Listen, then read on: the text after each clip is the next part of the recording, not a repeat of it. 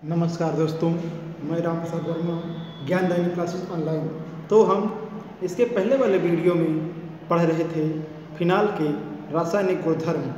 तो हमने फिनाल के कुछ रासायनिक गुणधर्म को देखा है। अब हम देखेंगे कि फिनाल के और कौन कौन से रासायनिक गुणधर्म होते हैं, जिसमें हम पढ़ेंगे कोल्बे अवक्रिया अथवा कोल्बे श्मिट अवक्रिया। तो आइए हम देखते हैं कोल्बे श्मिट अभिक्रिया क्या होती है। कोल्बे अभिक्रिया अथवा कोल्बे श्मिट अभिक्रिया क्या पढ़ेंगे? कोल्बे श्मिट अभिक्रिया। तो देखिए ये अभिक्रिया क्या होती है। इस अभिक्रिया में हम लेंगे क्या? फिनाल को लेंगे और सोडियम हाइड्रोक्साइड के साथ क्रिया करा देंगे। देखिए हम लेंगे यहाँ पर क्या, इसमें हम लेंगे फिनाल को। तो फिनाल को हम लेंगे, फिनाल हमारे पास ये होता है और फिनाल की क्रिया हम कराएंगे सोडियम हाइड्रोक्साइड के साथ। किसके साथ? सोडियम हाइड्रोक्साइड के साथ। तो हम इस समय पढ़ रहे हैं एल्कोहल फिनाल ईथर, जिसमें फिनाल के रासायनिक गुणधर्म को हम पढ़ रहे हैं। तो देखिए हम इस समय जो पढ़ेंगे वो है आपका कोल्बे अभिक्रिया अथवा कोल्बे श्मिट अभिक्रिया। तो इसमें क्या होता है? देखो इसमें फिनाल को हम सोडियम हाइड्रोक्साइड के साथ क्रिया कराते हैं। फिनाल को हम सोडियम हाइड्रोक्साइड के साथ क्रिया कराते हैं। तब क्या होगा? तब देखिए यहाँ पे बनता है आपका सोडियम फिनाक्साइड। क्या बनता है? सोडियम फिनाक्साइड बनेगा। तो यहाँ से ये बनाता है आपका सोडियम फिनाक्साइड। ये सोडियम फिनाक्साइड को बना लिया और क्या होगा? यहाँ से जल का अणु बाहर निकल जाएगा। ये देखिए इतना वाटर मतलब जल को बना देगा। तो आप कहोगे जल का अणु बाहर चला गया। अब देखिए इसको हम किससे क्रिया कराएंगे? इसको हम क्रिया कराएंगे CO2 से। किससे कराएंगे? CO2 से। तो आपने इसको किससे क्रिया करा दिया? CO2 से क्रिया करा दिया। तो देखिए होगा क्या यहाँ पर आपको होगा कि देखिए जब ये CO2 है और ये क्या है? सोडियम फिनाक्साइड है। अब यहाँ से मतलब ये CO2 ग्रुप इससे आकर के जुड़ेगा, मतलब बेंजीन श्रृंखला के इस वाले कार्बन से जुड़ेगा। तो रचना बनाते हैं पहले हम। ये हमने रचना बना लिया बेंजीन के। अब इसमें क्या है? O है, तो यहाँ पे OH कर दोगे। क्या कर दोगे आप? OH कर दोगे। अब ये पता लग जाएगा क्लियर रूप से कि H कहाँ से आया है। और यहाँ पर कर दोगे C+OH। तो आपने ये रचना देखा।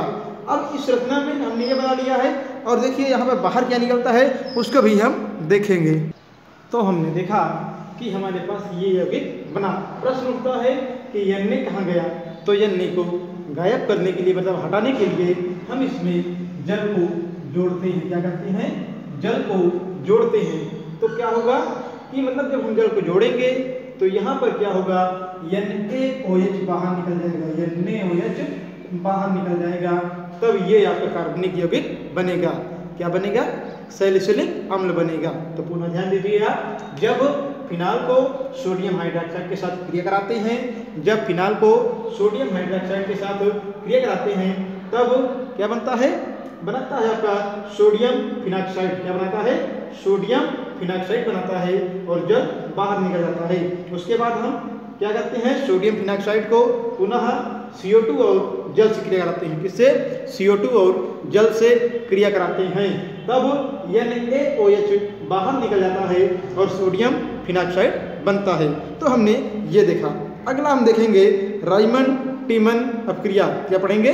राइमन टीमन अभिक्रिया। तो आइए हम देखते हैं कि राइमन टीमन अभिक्रिया क्या है। टीमन अभिक्रिया क्या है? इसे हम राइमर टीमन अभिक्रिया भी कहते हैं। राइमर टीमन अभिक्रिया अभिक्रिया भी कहते हैं। तो देखिए राइमर टीमन अभिक्रिया क्या होती है? इसमें आप कहोगे कि हम फिनाल को लेंगे और फिनाल की क्रिया क्लोरोफॉर्म के साथ और सोडियम हाइड्रोक्साइड के साथ कराएंगे। तो हम क्या लेंगे? हम लेंगे यहाँ पर फिनाल को। हम लेंगे यहाँ पर फिनाल को, और फिनाल की क्रिया किससे कराएंगे? क्लोरोफार्म और सोडियम हाइड्रोक्साइड के साथ कराएंगे। जब इसकी क्रिया हम क्लोरोफार्म और सोडियम हाइड्रोक्साइड के साथ कराएंगे तो एक मध्यवर्ती यौगिक का निर्माण करेगा, तो एक मध्यवर्ती यौगिक को बनाएगा। देखिए मध्यवर्ती यौगिक क्या बनता है, तो बनेगा आपका मध्यवर्ती यौगिक, यहाँ पर होगा आपका ONA, यहाँ पे होगा ONA प्लस, और इसमें कुछ जुड़ेगा ग्रुप का, मतलब यहाँ पे देखिए आपके पास CH है, Cl कितनी बार है? यहाँ पे 3 बार है, ये CH Cl2 को बना लेगा। एक बात ध्यान देना, यहाँ से एक H निकलेगा और एक Cl निकलेगा, तो HCl यहाँ से बाहर चला जाएगा। तो पुनः ध्यान दीजिए, यहाँ पर OH है, OH का मतलब ये है कि यहाँ से एक H निकला और यहाँ से क्या हुआ? एक Cl निकला, तो यहाँ से H निकला हो जाएगा, O बचेगा केवल, और O के साथ Na आकर के जुड़ जाएगा, तो ONA यहाँ पर हो गया। उसके बाद यहाँ पे CH है और Cl कई बार है? 3 बार था, लेकिन एक चला गया तो Cl2 बचा। तो हमने देखा कि ये मध्यवर्ती यौगिक बन गया है। अब क्या करेंगे? इस मध्यवर्ती यौगिक को जो वहाँ पे बना हुआ है उसको हम क्रिया कराएंगे NaOH से। किससे? NaOH से क्रिया कराएंगे। तो जब उस मध्यवर्ती यौगिक को आप NaOH से क्रिया कराओगे तो क्या बना लेगा? तब आपका बनाएगा यौगिक, तब बनाएगा आपका यौगिक जो बनेगा वो बनेगा ONA, और साथ ही साथ यहाँ पे क्या रहेगा? यहाँ पर आपका बन जाएगा CHO। क्या बनेगा? CHO ये बनेगा। और इसको जब हाइड्रोजन के साथ, इसको मतलब आप हाइड्रोजन के साथ क्रिया कराओगे तो ये क्या बना लेगा? ये बना लेगा आपका जो भी आपने देखा था यौगिक, ये OH और CH को ये बनाएगा। तो हमने इसको देखा इस सब क्रिया के बारे में। इसी क्रम में हम फिनाल का अगला रासायनिक गुणधर्म देखेंगे। तो फिनाल का जो अगला रासायनिक गुणधर्म है वह है आपका सोडियम से क्रिया। किससे? सोडियम से, मतलब Na से क्रिया। तो देखिए इसमें क्या होता है कि जब फिनाल सोडियम से क्रिया करता है तो ये हमारे पास क्या है? फिनाल है। ये हमारे पास क्या है? फिनाल है। फिनाल के हमने 2 अणु को लिया है और सोडियम के साथ क्रिया कराएंगे। फिनाल के हमने 2 अणु को लिया है और फिनाल के इस 2 अणु को हम सोडियम के साथ क्रिया कराएंगे। तो फिनाल के हमने कितने अणु लिया है? 2 अणु को लिया है और इसकी हम क्रिया सोडियम के साथ कराएंगे तो बनाएंगे आपका 2, और यहाँ बनाएगा सोडियम फिनाक्साइड। क्या बनाएगा? मतलब 2 फिनाक्साइड बनाएगा, 2 सोडियम फिनाक्साइड को बना लेगा। जब 2 सोडियम फिनाक्साइड बन गए और क्या बाहर निकलेगा? यहाँ से ये 2 H लगा है ना, तो ये हाइड्रोजन गैस यहाँ से बाहर निकल जाएगा। तो क्या बना लिया? आपका सोडियम फिनाक्साइड बना लिया और 2 हाइड्रोजन गैस बाहर निकल गए, मतलब हाइड्रोजन गैस का अणु बाहर निकल गया।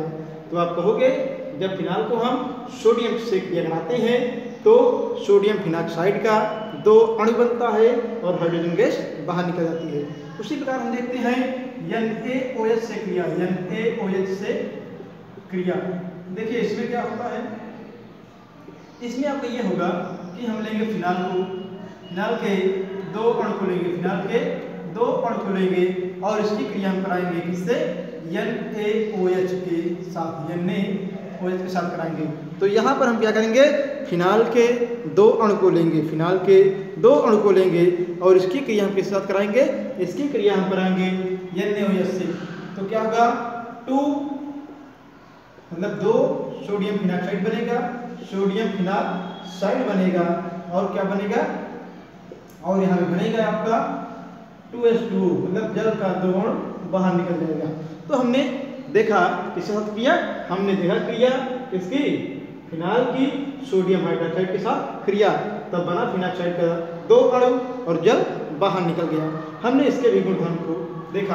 अगला हम देखेंगे इसी क्रम में, ये हमारे पास है फिनाल और इसकी क्रिया हम करा देंगे। लिख लीजिए यहाँ पर किससे क्रिया?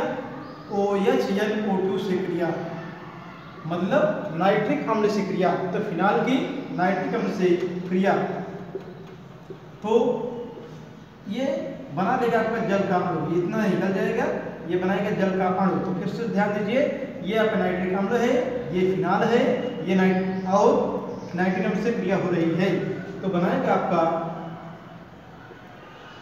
NO3 मतलब एक O यहाँ पे है, दो O यहाँ पे है तो जुड़ जाएगा, तो क्या बनाएगा फेनिल नाइट्रेट को बनाएगा।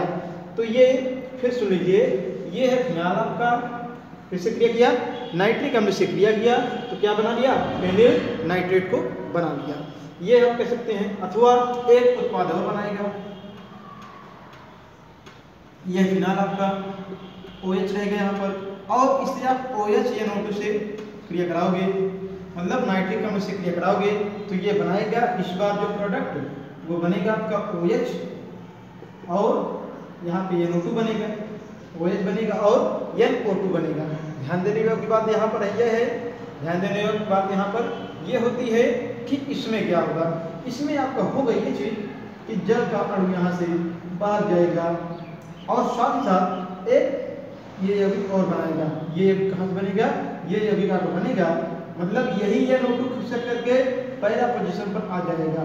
तो देखिए रचना बनेगी आपकी OH यहाँ पे NO2 ये बनेगा, तो मतलब दो यौगिक इस प्रकार के बनते हैं। तो हमने इसको देखा, और इसके आगे भी इसके गुणधर्म को देखेंगे। तो इसमें हमने देखा था कि यहाँ पर NO2 दूसरे कार्बन पर है, और यहाँ पर NO2 किस पे है, इसमें चौथे कार्बन पर है, तो हमने ये देखा था। और इसमें आप देखिए यहाँ का ऑक्सीजन निकला था और यहाँ से जुड़ गया था, तो ये NO3 बना जाता। तो हमने इस गुणधर्म को देखा। अब हम देखेंगे फिनाल का अगला गुणधर्म। तो इसी क्रम में हम अगला देखेंगे कि क्या होता है जब फिनाल ब्रोमीन से क्रिया करता है, किससे, ब्रोमीन से। तो देखिए ब्रोमीन से जब क्रिया करेगा, ये हमने लिया फिनाल, और इसकी क्रिया ब्रोमीन के साथ होगी, तो क्या करेंगे, ये बनाएगा आपका ब्रोमीन अकेला नहीं होता, साथ में रहेगा, साथ में जब बंध बनाता है। तो देखिए ये फिनाल है, ये ब्रोमीन है, तो होगा यहाँ पर OH आपका लगा रहेगा, यहाँ पर Br जुड़ जाएगा, और HBr यहाँ से बाहर चले जाएंगे, लेकिन एक यौगिक और बनाएगा, ये ऐसे Br को यहाँ जोड़ लेगा, और ये OH रहेगा। तो मतलब इस प्रकार के यौगिक बनाएंगे, और यहाँ पे क्या होगा, HBr बनेगा, प्लस में HBr बनेगा। तो पुनः ध्यान दीजिए, जब हम फिनाल को ब्रोमीन के साथ क्रिया कराते हैं तो OH तो रहता ही रहता है, जो Br है वो दूसरे कार्बन से जुड़ता है, और जब दूसरे कार्बन से जुड़ता है तो क्या होता है, H यहाँ से बाहर निकलता है, तो हमने लिख दिया HBr। तो हमने ये चीज़ देखा कि फिनाल की ब्रोमीन के साथ क्रिया, किसके साथ, ब्रोमीन के साथ क्रिया। लेकिन कभी कभी क्या होता है, बोर्ड पेपर में प्रश्न आता है, क्या होता है जब फिनाल ब्रोमीन जल से क्रिया करता है, क्या होता है जब फिनाल ब्रोमीन जल से क्रिया करता है। तो देखिए ये हमारे पास है फिनाल, ये है फिनाल हमारे पास। अब ये ब्रोमीन जल का मतलब है कि जलीय रूप में ब्रोमीन रहती है, ब्रोमीन जलीय रूप में रहती है, तो ये है फिनाल, और इसके साथ मतलब किस साथ, ब्रोमीन के साथ क्रिया करेगा, जलीय रूप में ब्रोमीन से क्रिया करेगा। तो ये बना देगा आपका OH, यहाँ पे रहेगा, इसमें कोई बदलाव नहीं होगा, यहाँ पे ब्रोमीन, यहाँ पर ब्रोमीन, और यहाँ पर भी ब्रोमीन रहेगी। तो हमने देखा एक ब्रोमीन यहाँ पर, मतलब ये दूसरे कार्बन पे, चौथे और छठे में, तो नाम होगा 2,4,6 ट्राइब्रोमोफिनाल, 2,4,6 ट्राइब्रोमोफिनाल, और साथ साथ क्या बनेगा, 3HBr बाहर जाएगा। पुनः ध्यान दीजिए, जब फिनाल को हम ब्रोमीन के साथ क्रिया कराते हैं, यहाँ पर ब्रोमीन जलीय रूप में है के साथ क्रिया कराते हैं, तो 2,4,6 ट्राइब्रोमोफिनाल बनेगा, और क्या बनेगा, हाइड्रोजन ब्रोमाइड बाहर निकल जाएगा। तो हमने देखा फिनाल की किससे क्रिया, ब्रोमीन जल के साथ क्रिया। चलिए अगला हम देखते हैं कि फिनाल जब हाइड्रोजन से क्रिया करता है, किससे, हाइड्रोजन से क्रिया करता है, तब क्या बनाता है। देखिए इसमें हम देखेंगे फिनाल हाइड्रोजन से क्रिया करता है। तो जब फिनाल ब्रोमीन जल से क्रिया करता है तो उसको तो हमने देख लिया। अब हम देखेंगे कि फिनाल हाइड्रोजन से क्रिया करता है। तो ये हमारे पास फिनाल, हमने फिनाल को बना लिया, और फिनाल किससे क्रिया करेगा? फिनाल क्रिया करेगा हमारा हाइड्रोजन के साथ। तो यहाँ पे क्या है 3H2 रहेगा। जब इससे क्रिया होगी तो ये आपका एक ऐसा यौगिक बनाएगा जिसमें क्या होगा बंध टूट जाते हैं और बंध बाहर निकल आते हैं, अर्थात ये ऐसे यौगिक को बनाएगा, इस प्रकार बनाएगा। और यहाँ पे OH रहेगा, यहाँ पे हाइड्रोजन, यहाँ पे हाइड्रोजन रहेंगे, ऐसे हर जगह पर ये H रहेंगे और ये यौगिक बनाया। तो यौगिक ये बनता है, अर्थात इस यौगिक को हम ऐसे भी लिख सकते हैं C6H11, उसके बाद O क्या कर सकते हैं O अथवा OH कर सकते हैं, क्या कर सकते हैं OH कर सकते हैं। तो चाहे ये यौगिक लिख देना चाहे आप ये यौगिक लिख देना। यहाँ पे आप कहेंगे हेक्सेन फिनाल बनेगा, तो मतलब ये आपका यौगिक बना। तो हम देखेंगे जब फिनाल हाइड्रोजन से क्रिया करता है तो ये कार्बनिक यौगिक बनता है, अर्थात हेक्सेन फिनाल बनता है। तो हमने इसको देखा। अगला हम देखेंगे इसी क्रम में किसके साथ? P2H2 से क्रिया। किससे? P2H2 से क्रिया। तो आइए हम देखते हैं क्या होता है जब फिनाल P2H2 से क्रिया करता है। क्या होता है जब फिनाल P2H2 से क्रिया करता है? तो फिनाल के हम यहाँ पे क्या करेंगे 5 अणु को लेंगे, फिनाल के 5 अणु को लेंगे, या मान लेते हैं पहले हम इसको किस पे देखते हैं, इस पे हम 2 अणु पे देखते हैं। तो देखिए इसकी क्रिया हम कराएंगे P2S5, सॉरी यहाँ पे सही कर देंगे हम P2S5। अब देखिए हम लेंगे यहाँ पर फिनाल को, फिनाल के 5 अणु को लेंगे, कितने 5 अणु को लेंगे यहाँ पर। तो हम लिखेंगे ये 5 अणु हो गया फिनाल आपका। अब कराएंगे P2S5 से इसकी हम क्रिया कराएंगे। जब इसकी हम क्रिया कराते हैं तो ये देगा क्या? ये देगा आपका, बनाएंगे हम रिंग, बेंजीन रिंग, उसके बाद यश और यहाँ पे यश, ये कितनी बार रहेंगे? ये 5 बार रहेंगे, ये 5 बार रहेंगे। प्लस यहाँ पे क्या निकलेगा? यहाँ पर अभी आप देखो P 2 बार बचा है और O कई बार है? 5 बार है। तो P2 हो गया और O कई बार है? 5 बार। पुनः देखिए आप, ये फिनाल का 5 अणु है और ये है P2S5। जब क्रिया कराओगे तो क्या होगा? ये आपका यस और यच लग जाता है, 5 बार बराबर हो जाता है, P2O5 बनता है। तो ये बाहर यहाँ निकल जाएगा। अर्थात एक बार देखिए यहाँ पर H 5 बार है और O 5 बार है, तो H 5 बार हो गए और O 5 बार हो गया। P 2 बार है, P को आपने 2 बार कर दिया। अब क्या बचा है? यस 5 बार है, यस को 5 हमने लिख दिया है। तो हमने देखा P2S5 से क्रिया। तो हमने देखा फिनाल के रासायनिक गुणधर्म को। अब हम पढ़ेंगे कि फिनाल के भौतिक गुणधर्म क्या हैं और इसका उपयोग क्या है। तो आइए हम देखते हैं फिनाल का भौतिक गुणधर्म। देखिए फिनाल गुलाबी रंग का, फिनाल जो होता है आपका वह एक रंगहीन क्रिस्टलीय ठोस है। फिनाल रंगहीन क्रिस्टलीय ठोस है। और जो हमने अभी गुलाबी शब्द बोला, गुलाबी का मतलब ये होता है कि फिनाल ऑक्सीकृत होता है, फिनाल ऑक्सीकृत होता है और यह गुलाबी रंग में बदल जाता है। तो पुनः ध्यान दीजिए, फिनाल क्या है? फिनाल एक महत्वपूर्ण कार्बनिक यौगिक है जो रंगहीन क्रिस्टलीय ठोस होता है, जो रंगहीन क्रिस्टलीय ठोस होता है। यह ऑक्सीकृत होकर के, फिनाल ऑक्सीकृत होकर के गुलाबी रंग में बदल जाता है। आप कहेंगे इसकी विशिष्ट फिनालिक जैसी गंध होती है तथा त्वचा के संपर्क में आने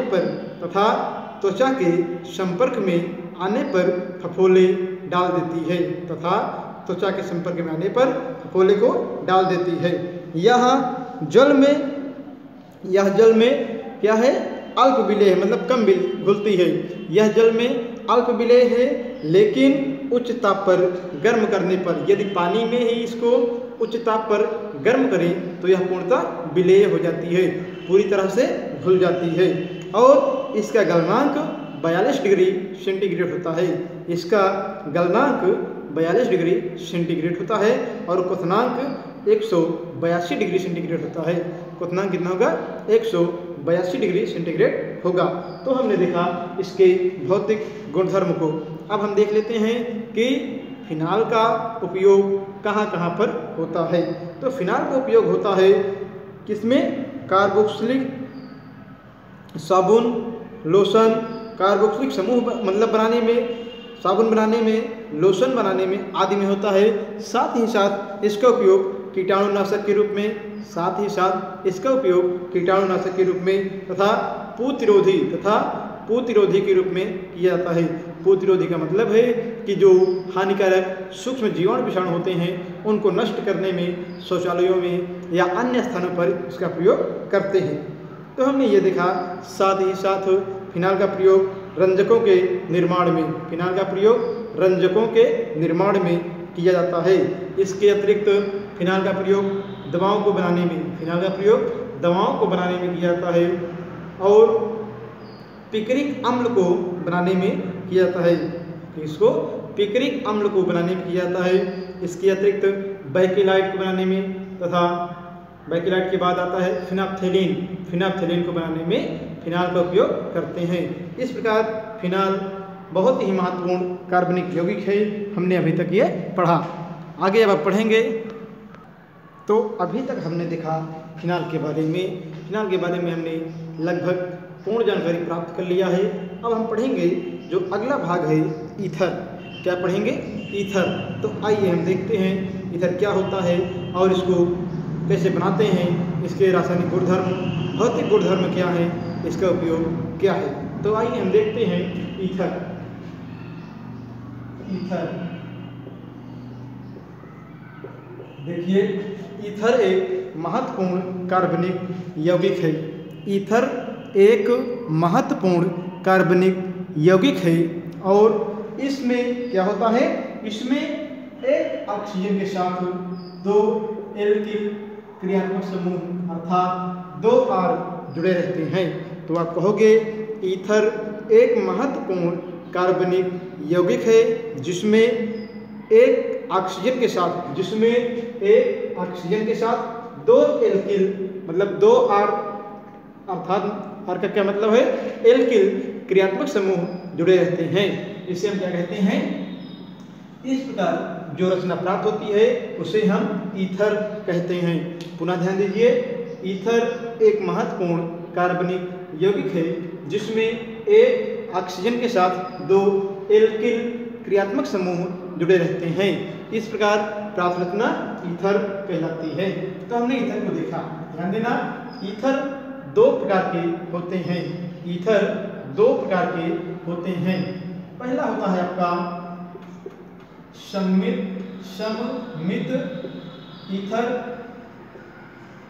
ईथर, दूसरा हो सममित ईथर, दूसरा होगा आपका असममित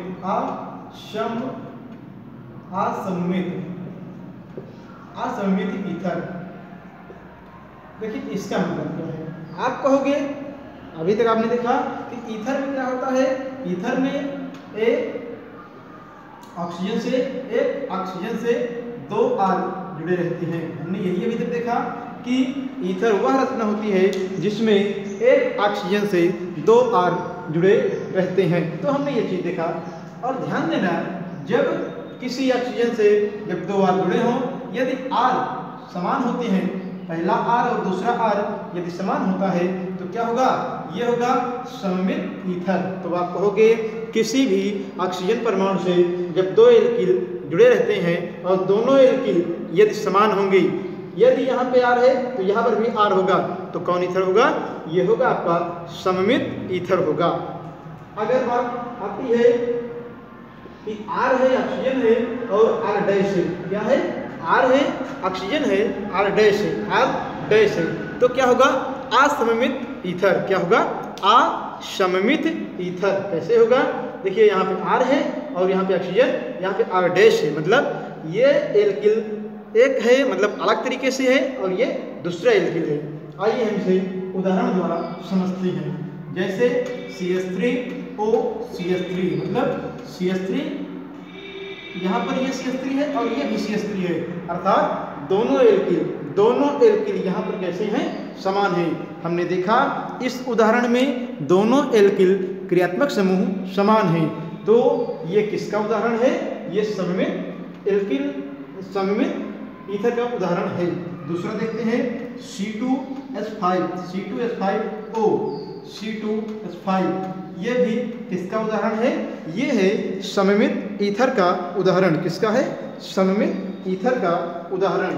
आइए हम देखते हैं असममित ईथर के क्या क्या उदाहरण हैं।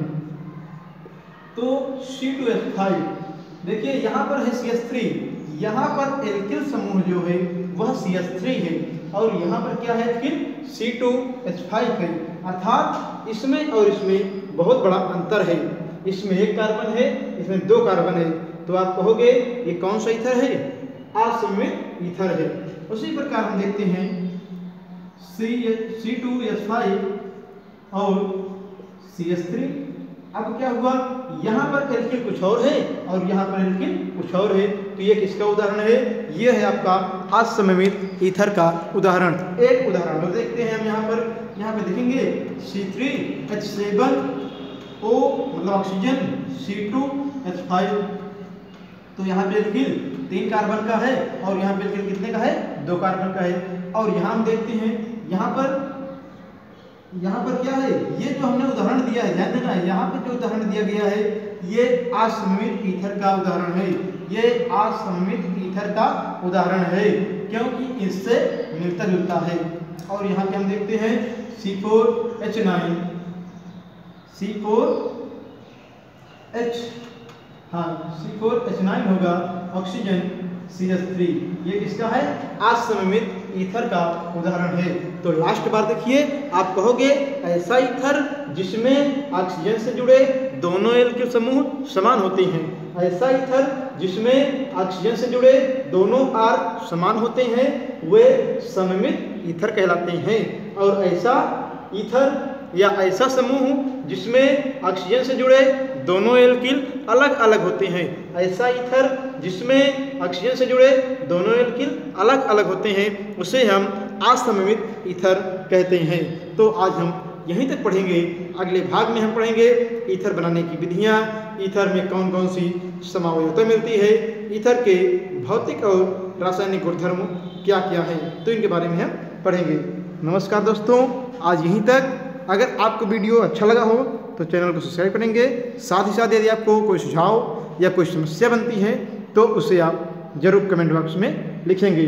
देखिए रसायन विज्ञान भाग 2 अर्थात कार्बनिक रसायन को आरंभ से देखेंगे तो आपको समझ में आएगा, अन्यथा आपको समझ में बहुत कम आएगा। तो ठीक है, आज यहीं पे वीडियो समाप्त करते हैं। नमस्कार, जय हिंद।